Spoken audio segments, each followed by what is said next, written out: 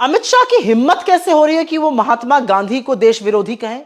अमित शाह की हिम्मत कैसे है कि वो सरदार वल्लभ भाई पटेल को देश विरोधी कह रहे हैं?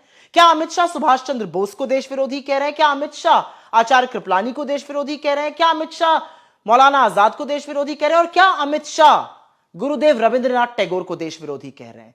क्योंकि 1937 में 1937 28 अक्टूबर को कांग्रेस वर्किंग कमेटी ने गुरुदेव की सलाह पर दो छंदों को वंदे मातरम की मंजूरी दी थी, जिनको अडॉप्ट किया था, उसी को हम आज भी गाते हैं।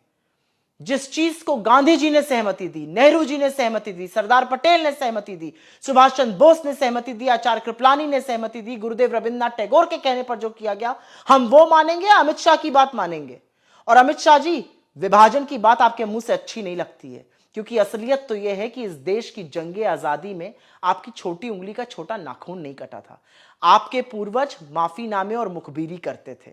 आपके पूर्वज रत्नागिरी में पेंशन पर रहते थे। और यह बात मैं नहीं कह रही हूं, ये उन्हीं के परपोते कोर्ट में बता रहे हैं। आपके पूर्वजों ने इस तरह से प्रेरित किया नाथूराम को कि उसने बापू की हत्या कर दी। आपका इतिहास बहुत सियाह है। मुस्लिम लीग की बात करते हैं आप। मैं आपसे पूछना चाहती हूं, 1942 में जब पूरा देश करो या मरो, डू और डाई के नारों के तहत क्विट इंडिया मूवमेंट कर रहा था, भारत छोड़ो आंदोलन में ब्रिटानिया हुकूमत को घुटने टिकवा रहा था, तो आपके पूजनीय श्यामा प्रसाद मुखर्जी जिन्ना की मुस्लिम लीग के साथ मिलकर सरकारें क्यों चला रहे थे?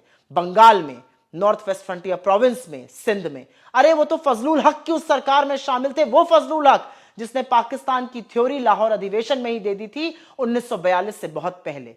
और मुझे एक बात जरूर बताइएगा अमित शाह जी, नरेंद्र मोदी लाहौर लपके हुए क्यों गए थे? अटल बिहारी वाजपेयी जी वाघा बॉर्डर क्यों गए?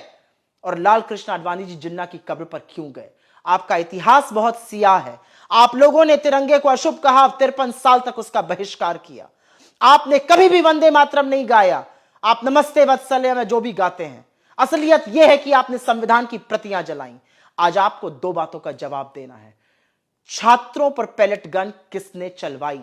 क्या आपको पता था या नहीं पता था? इन बातों का जवाब देना है। राष्ट्रपिता महात्मा गांधी से लेकर सरदार पटेल, पंडित नेहरू और सुभाष चंद्र बोस जैसे लोगों को देश विरोधी कहने की ना आपकी हिम्मत है और ना हैसियत है। जबान संभाल के बात करिएगा और इस देश की जंगे आजादी पर बोलने का आपको रत्ती बराबर हक नहीं।